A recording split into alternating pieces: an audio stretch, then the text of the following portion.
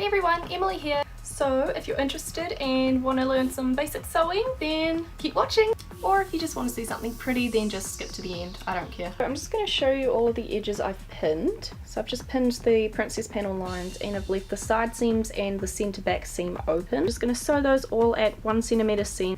So if anyone's curious, I'm using a beginner sewing machine. So I've just sewn my panels together, and just a note that for finishing your seams on the inside, you can overlock your seams. So if your fabric is one medium or thick weight, then you will press your seams open and then overlock each end. If your fabric is light enough, you can actually overlock the two edges together and then press them away from the side seam. Another option is to bias bind your seams. So now I'm about to trace out the facing.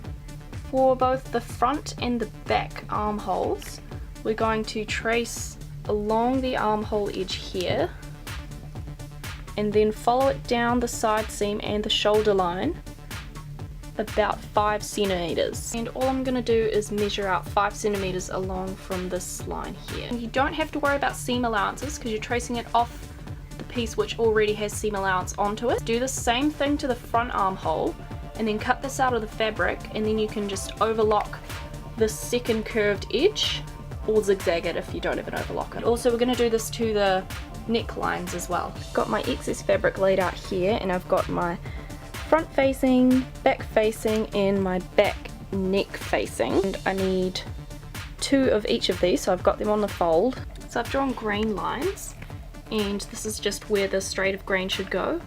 So I've got this one obviously on the crosswise grain as well as this one because it's going across from the selvage. This is the selvage of the fabric here, and this one is going on the lengthwise grain.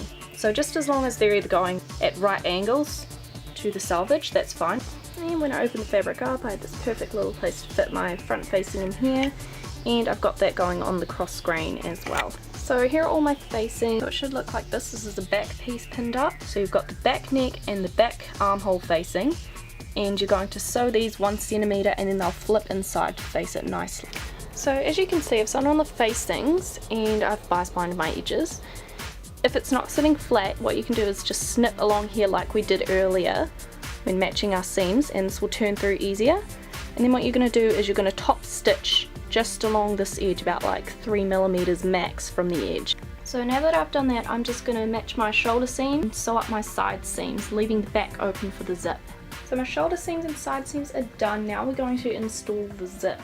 I'm using a 56 centimeter or 22 inch dress zip, although you probably don't need one quite so long. I just got this just to be safe. So all I'm doing to install the zip is I've folded in my centre back in by about 1 centimeter, and I've laid the zip just underneath that. So make sure you don't put this too close to the zip teeth, otherwise that will interfere with the functionality of the zip, and then we're just going to sew along this edge. So I've just installed the zip and I've just closed the bottom of the centre back seam.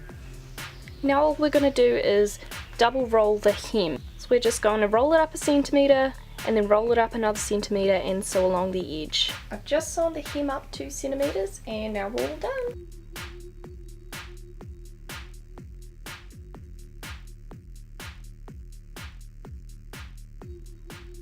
So I hope you guys enjoyed this video. If you liked it, then thumbs up and subscribe. We'll definitely be having more sewing tutorials, and I'll talk to you soon. Bye!